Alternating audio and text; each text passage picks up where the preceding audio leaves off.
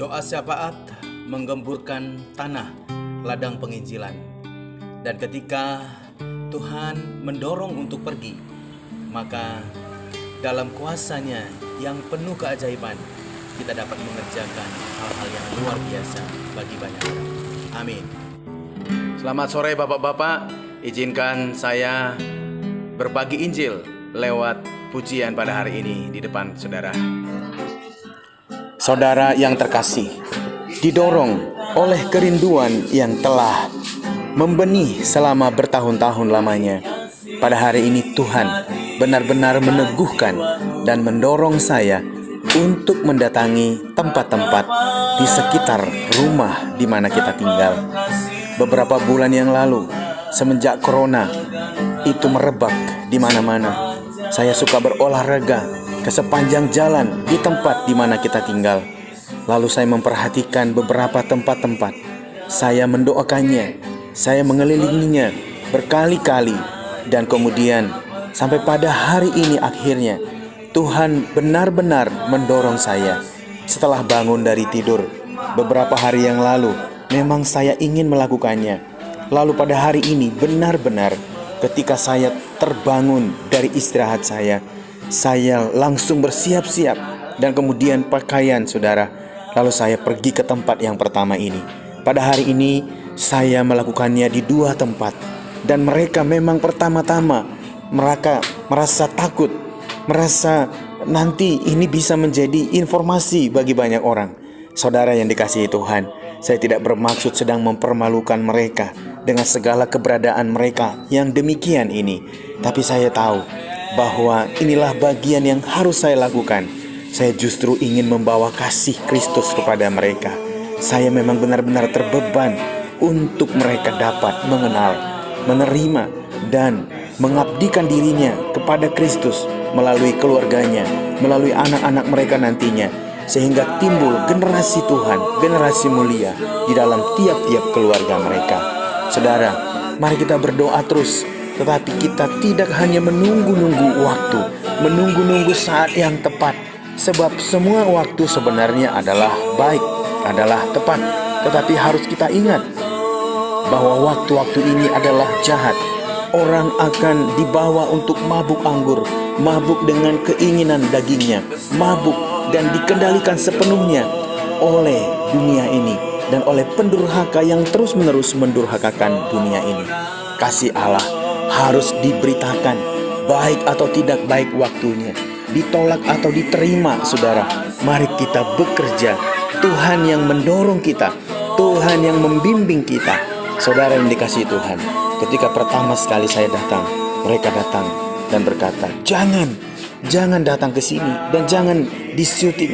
Mereka mungkin takut bahwa ini menjadi informasi yang baik buat para petugas. Tapi saya katakan, jangan takut. Karena saya tahu bahwa kalaupun mereka suatu waktu didisiplin atau dibawa ke pihak yang berwajib, saudara, itu belum tentu sama sekali mengubah mereka. Tetapi apabila Yesus yang memerdekakan hidup mereka dari kebiasaan-kebiasaan yang tidak sesuai dengan tujuan Tuhan, maka saya percaya apabila Tuhan yang memerdekakan mereka, mereka benar-benar merdeka. Saudara, mari kita memberitakan Injil selagi ada waktunya, selagi ada masanya, dan selagi ada kesempatan. Kita beritakan melalui pujian, melalui pemberitaan firman, melalui doa, dan kita akan menggemburkan hati mereka pada waktunya. Orang-orang damai, orang-orang yang menerima pemberitaan itu akan Tuhan gerakkan, akan Tuhan jamah. Jangan lagi menunggu-nunggu waktu yang tepat, dan jangan lagi berkata waktunya belum tepat, atau saya belum siap, saya belum tahu. Saudara, yang perlu kita ketahui adalah bagaimana Tuhan telah memanggil kita untuk menjadi saksi. Di dalam Kisah Para Rasul 1 ayat 8 dikatakan bahwa tetapi kamu akan menerima kuasa kalau Roh Kudus turun ke atas kamu, dan kamu akan menjadi saksiku di Yerusalem, di Samaria, di seluruh Yudea, dan sampai ke ujung bumi. Tuhan memberkati setiap kita, kerinduan-kerinduan kita. Mari kita mendoakan di sekeliling kita. Mari kita terus-menerus mendoakan sehingga kita membawa jiwa-jiwa datang kepada Yesus. Saudara, ketika saya berpikir bahwasanya tidak mungkin lagi terus menunggu-nunggu mereka di rumah Tuhan, terus menunggu-nunggu mereka di tempat ibadah, apalagi hari-hari ini memang tempat ibadah tidak dianjurkan untuk menggunakannya sama seperti sedia kala. Oleh sebab itu, kita bisa mendatangi mereka di tempat-tempat kediaman mereka, di tempat-tempat yang mereka sukai, dan beritakan Injil dengan segala kuasa, otoritas, kreativitas yang datangnya daripada Tuhan. Saudara, saya percaya bahwa setiap kita hari ini memperoleh isi hati Tuhan. Tujuan kita adalah melayani Dia sepanjang umur hidup kita. Mengapa, saudara? Karena 1 Petrus 2 ayat 9 sampai 10 dikatakan, "Tetapi kamulah bangsa yang terpilih, imamat yang rajani, bangsa yang kudus, umat kepunyaan Allah sendiri, supaya kamu memberitakan perbuatan-perbuatan yang besar dari Dia, yang telah memanggil kamu keluar dari kegelapan kepada terangnya yang ajaib.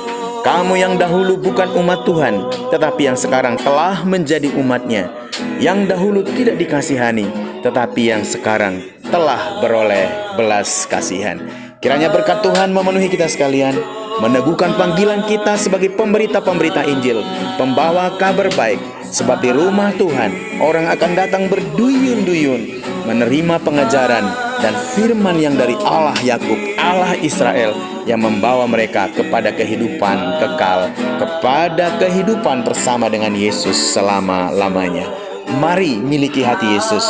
Mari kerjakan keselamatan, isi keselamatan dengan hal-hal yang baik, berguna, mulia, dan membangun dampak di masa yang akan datang. Tuhan Yesus memberkati. Shalom.